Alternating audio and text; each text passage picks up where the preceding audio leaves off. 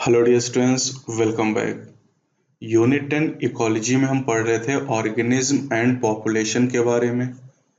पिछले टर्न पे आपको बताया गया कि बायोलॉजिकल ऑर्गेनाइजेशन के 8 लेवल्स हैं, मैक्रोमोलेक्यूल से बायोम तक। और इकोलॉजी में हम बेसिकली बात करते हैं 4 लेवल्स के बारे में: organism, population, communities and biomes. Last turn पे आपको हैबिटाट के बारे में, नीश के बारे में बताया गया और आज हम यहाँ पर डिस्कस करेंगे मेजर एबायोटिक फैक्टर्स के बारे में। ऑर्गेनिज्म और इसके जो हैबिटाट से रिलेटेड फैक्टर हैं इसके बारे में हम डिटेल में डिस्कस करेंगे। तो यहाँ पर सबसे पहले है organism and it's environment. Organism के लेवल की जो इकोलॉजी होती है इसे मेनली फिजियोलॉजिकल इकोलॉजी के नाम से जाना जाता है। ऑर्गेनिज्मिक लेवल पे जो इकोलॉजी है दिस इज फिजियोलॉजिकल इकोलॉजी। और इस फिजियोलॉजिकल इकोलॉजी से हम ये समझने की कोशिश करते हैं कि कोई भी ऑर्गेनिज्म अपने आप को किस तरह से अपने हैबिटाट में ना केवल रहने के लायक बनाता है बल्कि प्रजनन करने के लायक भी बनाता है। यानी फिजियोलॉजिकल इकोलॉजी में हम ये पढ़ेंगे कि किस तरह से ऑर्गेनिज्म अपने आप को किसी हैबिटाट में अडॉप्ट करता है रहने के लिए और रिप्रोडक्शन करने के लिए। साइंटिस्ट ने बहुत सारी स्टडीज के बाद ये पता लगाया है कि ऑर्गेनिज्म अपने आप को अपने हैबिटाट में रहने के लिए अडॉप्ट कर लेता है और ये जो एडॉप्टेशंस होते हैं, अनुकूलन, ये इवोल्यूशन के दौरान जेनेटिकली फिक्स्ड हो जाते हैं और अगली प्रोजेनीज में, अगली जनरेशन में ट्रांसफर भी होने लगते हैं। तो इन एडॉप्टेशन के बारे में इसी चैप्टर के अगले लेक्चर्स में हम बात करेंगे। सबसे पहले यहाँ पर हम बात करेंगे major abiotic factors. Abiotic factor को फिजिको केमिकल फैक्टर भी कहा जाता है या फिर ये नॉन लिविंग फैक्टर है। मेजर एबायोटिक फैक्टर हमारे पास 4 हैं: temperature, water, light and soil. तो पहला जो फैक्टर है यहां से हम शुरुआत करेंगे, this is the temperature. Temperature ecology के हिसाब से सबसे इंपॉर्टेंट फैक्टर है। This is most ecologically relevant environmental factor. Ecology के हिसाब से ये सबसे ज्यादा रिलेवेंट एनवायरमेंटल फैक्टर है, सबसे जरूरी फैक्टर है। अब टेम्परेचर में किस तरह की वेरिएशन पाई जाती है इसे हम डिस्कस करेंगे। जो एवरेज टेम्परेचर हमारी अर्थ पर है ये सीजन के हिसाब से वेरी करता है। दिस वेरी सीजनली, यानी आप देखते हैं गर्मियों में टेम्परेचर ज्यादा होता है, सर्दियों में टेम्परेचर कम हो जाता है। इसके अलावा अगर हम इक्वेटर से पोल की तरफ मूव करते हैं तो टेम्परेचर डिक्रीज होता है, और अगर हम प्लेन से माउंटेन टॉप की तरफ जाते हैं यानी मैदान से अगर हम पर्वतों की तरफ जाते हैं उस कंडीशन में भी टेम्परेचर डिक्रीज होता है। इक्वेटर पे ज्यादा टेम्परेचर होता है जबकि पोल पे कम टेम्परेचर होता है। टेम्परेचर की रेंज की अगर बात की जाए, टेम्परेचर की रेंज की अगर बात की जाए तो ये सब जीरो लेवल से लेकर 50 डिग्री सेल्सियस तक हो सकता है। सब जीरो लेवल का मतलब होता है बिलो 0 डिग्री सेल्सियस। तो 0 डिग्री सेल्सियस से कम टेम्परेचर पोलर रीजन में हो सकता है और हाई एल्टीट्यूड यानी ज्यादा ऊंचाई वाली जगहों पर हो सकता है, और 50 डिग्री सेल्सियस से ज्यादा टेम्परेचर ट्रॉपिकल डेजर्ट में हो सकता है गर्मियों के सीजन में। ट्रॉपिकल डेजर्ट जैसे रेगिस्तान की बात की जाए, राजस्थान के जो रेगिस्तान है ये ट्रॉपिकल डेजर्ट है, और यहाँ पर गर्मियों में जो टेम्परेचर है 50 डिग्री सेल्सियस से ज्यादा भी हो सकता है। इसके अलावा कुछ ऐसे यूनिक हैबिटाट भी हैं, जैसे अगर हम थर्मल स्प्रिंग की बात करें, गर्म पानी के झरनों के बारे में, और डीप सी हाइड्रोथर्मल वेंट गर्म पानी के मुहाने की बात करें तो यहाँ पर एवरेज टेम्परेचर 100 डिग्री सेल्सियस से ज़्यादा भी हो सकता है।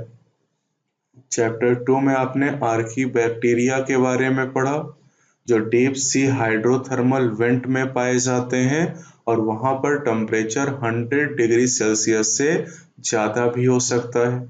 ऐसे ऑर्गेनिज्म की बात की जाए जो टेम्परेचर को काफ़ी लंबी रेंज में टॉलरेट कर सकते हैं उन्हें यूरीथर्मल ऑर्गेनिज्म कहा जाता है। यूरीथर्मल ऑर्गेनिज्म बर्दाश्त कर सकते हैं और विकसित हो सकते हैं वाइड रेंज ऑफ टेम्परेचर में, यानी टेम्परेचर अगर बहुत कम भी है या बहुत ज़्यादा है उस दोनों ही कंडीशन में ये सरवाइव कर सकते हैं। जैसे most bird and mammals and एक प्लांट है आर्टिमिसिया, ये यूरीथर्मल ऑर्गेनिज्म है और हमारी अर्थ पर कुछ ही ऑर्गेनिज्म ऐसे हैं जो यूरीथर्मल नेचर के हैं। ज़्यादातर ऑर्गेनिज्म वाइड रेंज को टॉलरेट नहीं कर सकते। हमारी अर्थ पर ज़्यादातर प्लांट और एनिमल ऐसे हैं जो टेम्परेचर को नैरो रेंज में टॉलरेट कर सकते हैं।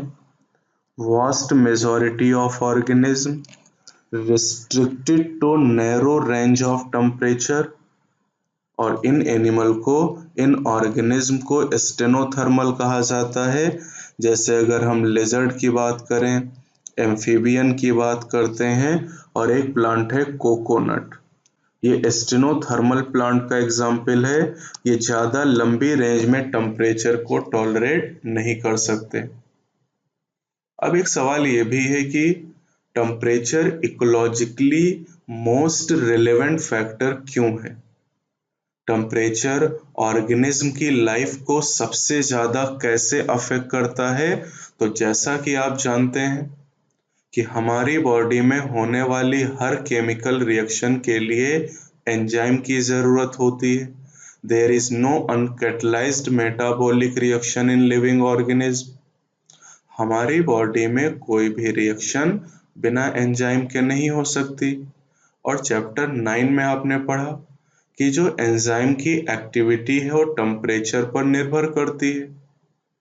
एक ऑप्टिमम टेम्परेचर पर एंजाइम की एक्टिविटी मैक्सिमम होती है और उस ऑप्टिमम लेवल से टेम्परेचर कम या ज़्यादा हो एंजाइम की एक्टिविटी कम हो जाती है। और अगर एंजाइम इनएक्टिव हो गया तो ऑर्गेनिज्म की जो फिजियोलॉजी है वो गड़बड़ हो जाएगी। तो टेम्परेचर का सिग्निफिकेंस ऑर्गेनिज्म के लिए इसलिए काफ़ी ज़्यादा है क्योंकि टेम्परेचर एंजाइम की काइनेटिक्स को अफेक्ट करता है और जब एंजाइम अफेक्ट हो जाता है तो इसकी वजह से जो बेसल मेटाबॉलिज्म है, जो एक्टिविटी है ऑर्गेनिज्म की और बाकी जो फिजियोलॉजिकल फंक्शन है वो भी अफेक्ट हो जाते हैं। तो टेम्परेचर एंजाइम को अफेक्ट करके ऑर्गेनिज्म की फिजियोलॉजी और मेटाबॉलिज्म को अफेक्ट कर सकता है। किसी भी ऑर्गेनिज्म का जियोग्राफिकल डिस्ट्रीब्यूशन, इसका जो भौगोलिक वितरण है, ये डिपेंड करता है उसके थर्मल टॉलरेंस के ऊपर। यानी कोई ऑर्गेनिज्म कितना टेम्परेचर टॉलरेट कर सकता है इसके आधार पे उसका जियोग्राफिकल डिस्ट्रीब्यूशन निर्भर करता है। जैसे अगर एग्जाम्पल की हम बात करें तो मैंगो ट्री कनाडा और जर्मनी जैसे टेम्परेट रीजन्स में ना तो ग्रो करता है और ना ही इसे ग्रो कराया जा सकता है। Mango trees do not and can not grows in the temperate countries like Canada and Germany. अब इसका रीज़न क्या है? रीज़न ये है कि जो मैंगो प्लांट है ये केवल ट्रॉपिकल रीजन में ग्रो कर सकता है थर्मल टॉलरेंस की वजह से। ये टेम्परेट रीजन में जो टेम्परेचर है उसे टॉलरेट नहीं कर सकता। इसी तरह से अगर हम बात करते हैं स्नो लेपर्ड के बारे में, हिम तेंदुआ, तो ये केरला रीजन में नहीं पाए जाते हैं, केरला के जंगलों में नहीं पाए जाते हैं। उसका रीजन ये है कि केरला के जंगलों में टेम्परेचर काफी ज्यादा है और स्नो लेपर्ड ज़्यादा टेम्परेचर को टॉलरेट नहीं कर सकते हैं, इसलिए इनका जियोग्राफिकल डिस्ट्रीब्यूशन बहुत ही रेस्ट्रिक्टेड है, नैरो है। इसी तरह अगर हम बात करते हैं ट्यूना फिश के बारे में, तो ट्यूना फिश को ओशन में ट्रॉपिकल लैटिट्यूड के आगे कभी कभी ही पकड़ा जाता है। ये ट्रॉपिकल लैटिट्यूड में नहीं पाई जाती हैं, बहुत ही रेयरली ये ट्रॉपिकल लैटिट्यूड में पाई जाती हैं ड्यू टू टेम्परेचर रीजन।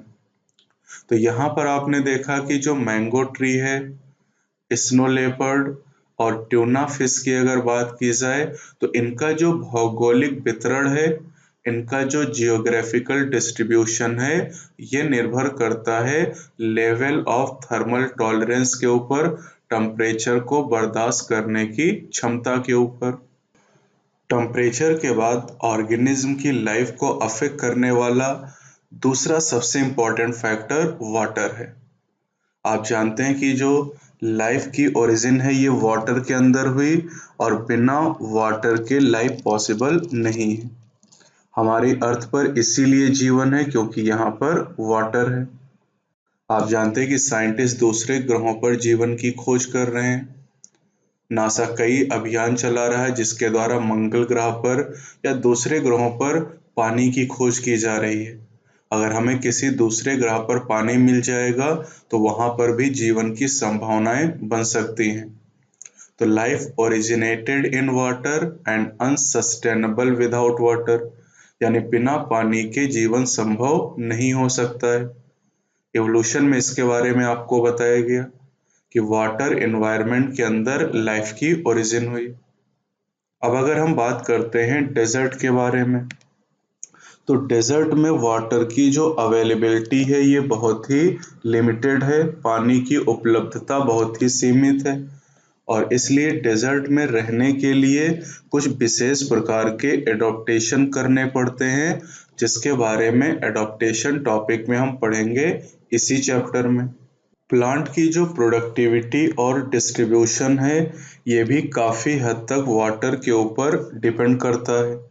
जैसे आप जानते हैं कि आपकी जो क्रॉप होती है, आपकी जो फसल है, उसकी पैदावार पानी पर काफ़ी ज़्यादा निर्भर करती है, और इसलिए जो किसान होता है ये लगातार अपनी क्रॉप में इरिगेशन करता रहता है, सिंचाई करता रहता है, क्योंकि अगर पानी की कमी हो जाएगी तो जो क्रॉप की प्रोडक्टिविटी है, जो फसल की पैदावार है, ये कम हो जाएगी। अब जिन एनवायरनमेंट में वाटर की अवेलेबिलिटी ज़्यादा है वहाँ पर पानी से रिलेटेड कुछ प्रॉब्लम्स होती हैं, उन ऑर्गेनिज्म को प्रॉब्लम का सामना भी करना पड़ता है। अगर हम एक्वेटिक ऑर्गेनिज्म की बात करें, जो एक्वेटिक ऑर्गेनिज्म महासागर में, लेक में यानी झील के अंदर, नदियों में रहते हैं, इन्हें भी वाटर रिलेटेड प्रॉब्लम का सामना करना पड़ता है। ऐसा नहीं कि जहाँ पर पानी की कमी है वहाँ ही ऐसा नहीं कि जहाँ पर पानी की कमी है वहीं पर दिक्कतें हैं, जहाँ पर पानी ज़्यादा है वहाँ पर भी दिक्कतें हैं। जैसे अगर हम फ्रेश वाटर एनिमल की बात करते हैं, तो फ्रेश वाटर एनिमल लंबे समय तक सी वाटर में नहीं रह सकते, और जो सी वाटर एनिमल हैं वो लंबे समय तक फ्रेश वाटर के अंदर नहीं रह सकते हैं, क्योंकि ये ऑस्मोटिक प्रॉब्लम को फेस करते हैं। ऑस्मोटिक प्रॉब्लम की वजह से फ्रेश वाटर एनिमल सी वाटर के अंदर और सी वाटर वाले एनिमल फ्रेश वाटर में ज़्यादा देर तक जिंदा नहीं रह सकते हैं। एक्वेटिक ऑर्गेनिज्म के लिए वाटर की जो क्वालिटी है ये काफ़ी इम्पोर्टेंट होती है। वाटर क्वालिटी का मतलब है कि केमिकल कंपोजिशन और पीएच, क्योंकि ऑर्गेनिज्म एक पर्टिकुलर पीएच पर सरवाइव करते हैं। अगर पीएच या केमिकल कंपोजिशन में बहुत ज़्यादा चेंज हो जाता है तो इससे लिविंग ऑर्गेनिज्म की, एक्वेटिक ऑर्गेनिज्म की डेथ हो जाती है। जैसे आप जानते हैं कि आज हमारे देश में बहुत सारी नदियां पोल्यूटेड हो चुकी हैं, और पोल्यूशन की वजह से लार्ज नंबर में फिशेस की डेथ हो जाती है। तो जो वाटर की क्वालिटी है ये भी काफ़ी इम्पोर्टेंट होती है। वाटर का जो सॉल्ट कंसंट्रेशन है इसे मेजर किया जाता है पार्ट्स पर थाउजेंड में। सॉल्ट कंसंट्रेशन को पार्ट पर थाउजेंड में मेजर किया जाता है। सॉल्ट कंसंट्रेशन इनलैंड वाटर में लेस देन 5 होता है। सी वाटर में, समुद्र के पानी में 30 से 35 पार्ट पर थाउजेंड, और अगर हम हाइपर सेलाइन लेग्यून की बात करते हैं तो इनमें 100 पार्ट पर थाउजेंड से ज्यादा हो सकता है। जो एक्वेटिक ऑर्गेनिज्म साल्ट कंसंट्रेशन या सैलिनिटी को वाइड रेंज में टॉलरेट कर सकते हैं उन्हें यूरी हैलाइन का नाम दिया जाता है, जैसे salmon fish. Salmon fish fresh water और मैरीन वाटर दोनों तरह के एनवायरनमेंट में सरवाइव कर सकती है। लेकिन ज्यादातर ऑर्गेनिज्म ऐसे होते हैं जो केवल नैरो रेंज में सैलिनिटी को टॉलरेट कर सकते हैं, इन्हें स्टेनोहैलाइन कहा जाता है, जैसे सार की बात की जाए। वाटर का जो थर्मल बिहेवियर है इसे मेजर किया जाता है रियल टाइम पीसीआर नाम के इंस्ट्रूमेंट के द्वारा। रियल टाइम पीसीआर वाटर के थर्मल बिहेवियर को मेजर करता है। टेम्परेचर और वाटर के बाद अगला जो फैक्टर है दिस इज द लाइट। आप जानते हैं कि हमारी अर्थ पर पाए जाने वाले जो प्लांट हैं ये फोटोसिंथेसिस के द्वारा फूड प्रोड्यूस कर सकते हैं, लेकिन फोटोसिंथेसिस करने के लिए सनलाइट की जरूरत होती है, और ये जो सनलाइट है ये फोटोसिंथेसिस के लिए एनर्जी का सोर्स है। अब अगर हम कुछ प्लांट की बात करें, सारे प्लांट फोटोसिंथेसिस के लिए लाइट पर डिपेंड करते हैं। कुछ प्लांट फ्लावरिंग करने के लिए भी लाइट पर निर्भर करते हैं। कई ऐसे प्लांट हैं जो फ्लावरिंग करने के लिए सनलाइट पर निर्भर करते हैं। इनके बारे में आप प्लांट फिजियोलॉजी में पढ़ चुके हैं, जैसे शॉर्ट डे प्लांट की बात करें या फिर लॉन्ग डे प्लांट की बात करें। ये ऐसे प्लांट हैं जो फ्लावरिंग करने के लिए फोटो पीरियड पर निर्भर करते हैं, सनलाइट पर निर्भर करते हैं। अगर इन्हें पर्टिकुलर टाइम की सनलाइट ना मिले तो इनमें फ्लावरिंग नहीं हो सकती है। इसी तरह से प्लांट के बाद अब एनिमल की बात की जाए। एनिमल के लिए लाइट की क्या रिक्वायरमेंट है इसको समझते हैं। कई एनिमल ऐसे हैं जो लाइट में होने वाले परिवर्तन को यूज करते हैं चारा खोजने के समय के लिए, या फिर रिप्रोडक्शन करने के लिए, या फिर माइग्रेटरी एक्टिविटीज के लिए। लाइट की इंटेंसिटी और ड्यूरेशन में होने वाले जो परिवर्तन हैं, इन परिवर्तन के हिसाब से ऑर्गेनिज्म चारा खोजने का समय मतलब फॉरेंजिंग, रिप्रोडक्शन और माइग्रेशन करने के लिए इसे एक क्यूज के रूप में सुराग के तौर पे यूज करते हैं। लाइट की जो अवेलेबिलिटी हमारे लैंड पर है ये डिपेंड करती है टेम्परेचर के ऊपर, क्योंकि जहाँ पर लाइट ज़्यादा होगी वहाँ पर टेम्परेचर भी ज़्यादा होगा, क्योंकि जो सन है ये दोनों का सोर्स है। सन से हमें दो चीज़ें मिलती हैं, एक तो लाइट मिलती है और दूसरा टेम्परेचर। तो जिन जगहों पर टेम्परेचर ज़्यादा होगा वहाँ लाइट भी ज़्यादा होगी, और जहाँ लाइट ज़्यादा होगी वहाँ पर टेम्परेचर भी ज़्यादा होगा।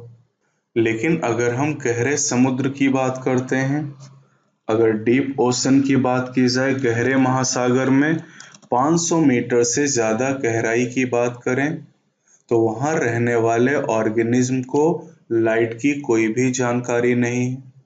महासागर में 500 मीटर से ज़्यादा गहराई में पूरी तरह से अंधेरा है, और वहाँ पर रहने वाले ऑर्गेनिज्म को सन के बारे में या लाइट के बारे में कोई भी जानकारी नहीं है।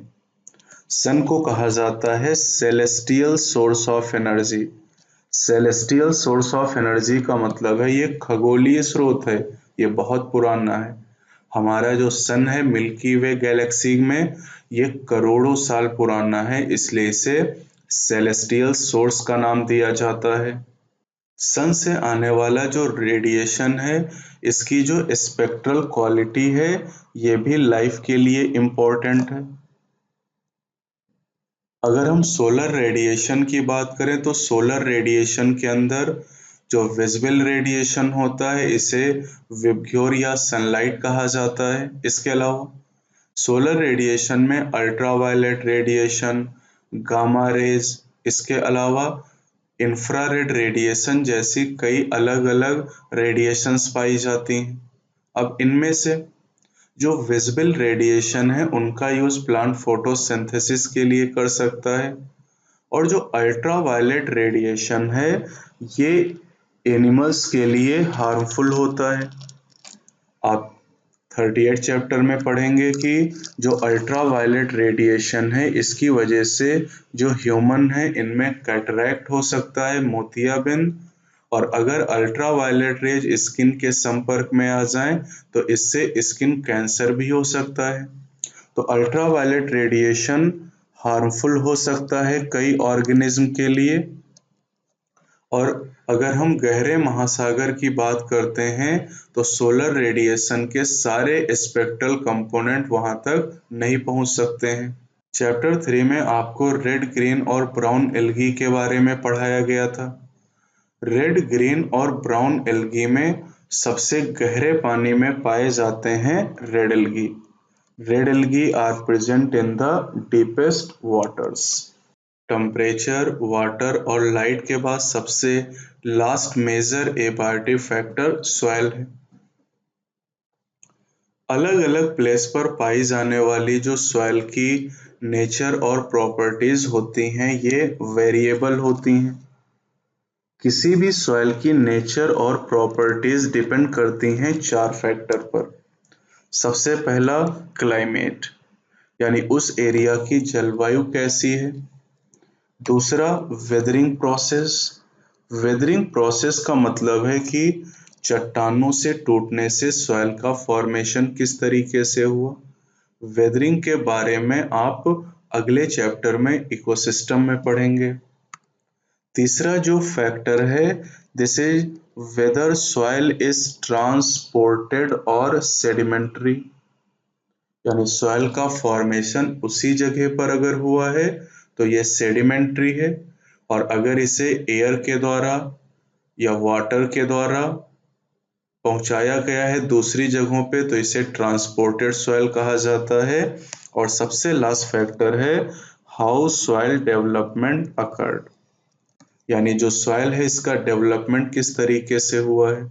अब यहाँ पर हम बात करेंगे परकोलेशन और वाटर होल्डिंग कैपेसिटी के बारे में। वाटर होल्डिंग कैपेसिटी का मतलब है कि मिट्टी कितनी देर तक पानी को रोक सकती है, और परकोलेशन का मतलब है कि मिट्टी कितनी जल्दी पानी को सोख सकती है। तो पानी को रोकने की क्षमता वाटर होल्डिंग कैपेसिटी, और पानी को सोखने की क्षमता परकोलेशन।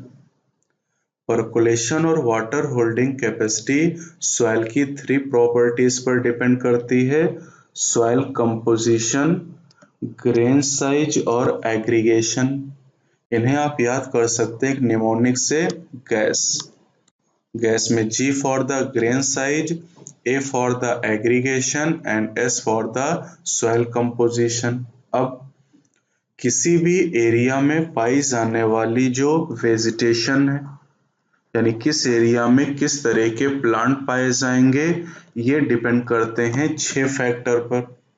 पहले 3 फैक्टर जो अभी आपने पढ़े हैं गैस, और गैस के अलावा यहाँ पर अगर हम जोड़ते हैं पीएमटी को, gas plus PMT. P for the pH, soil का पीएच कितना है, M for the mineral composition, और T for the topography. Topography का मतलब स्थलाकृति, यानी जो सॉइल है जो उस जगह पर अर्थ है उसकी बनावट कैसी है। तो किसी भी एरिया में पाई जाने वाली जो वेजिटेशन है, ये उस एरिया में पाई जाने वाली सॉइल की 6 प्रॉपर्टीज पर निर्भर करती है, जिन्हें आप गैस पीएमटी से याद कर सकते हैं: grain size, aggregation, soil composition, percolation, pH, mineral composition and the topography. अब अगर आपसे पूछा जाता है कि किसी एरिया में पाए जाने वाले एनिमल किस तरह के होंगे, तो आप कहेंगे किसी एरिया में पाए जाने वाले जो एनिमल हैं ये उस एरिया में पाई जाने वाली वेजिटेशन पर निर्भर करते हैं, यानी वेजिटेशन जैसी होगी उसी तरह के एनिमल उस एरिया में पाए जाएंगे। तो the type of animals in any area is dictated by the type of the vegetation. अब बात करते हैं एक्वेटिक एनवायरनमेंट के बारे में। जैसे किसी तालाब की बात करें या झील की बात करते हैं, तो यहाँ पर जो बेंथिक एनिमल होंगे, type of benthic animal, benthic animal उन्हें कहते हैं जो तली में पाए जाते हैं। तालाब या झील की तली पर जो जानवर होते हैं उन्हें बेंथिक एनिमल कहा जाता है। और बेंथिक एनिमल डिपेंड करते हैं एक्वेटिक एनवायरनमेंट में पाई जाने वाली सेडिमेंट कैरेक्टरिस्टिक्स के ऊपर। सेडिमेंट का मतलब होता है तली पर जो सॉइल प्रेजेंट है या तली में जो कीचड़ है, इसी को सेडिमेंट कहा जाता है। तो जैसा सेडिमेंट होगा उसी तरह के एनिमल बेंथिक हैबिटाट में या एक्वेटिक एनवायरनमेंट में प्रेजेंट होंगे। तो इस लेक्चर में आपको 4 मेजर एबायोटिक फैक्टर्स के बारे में बताया गया।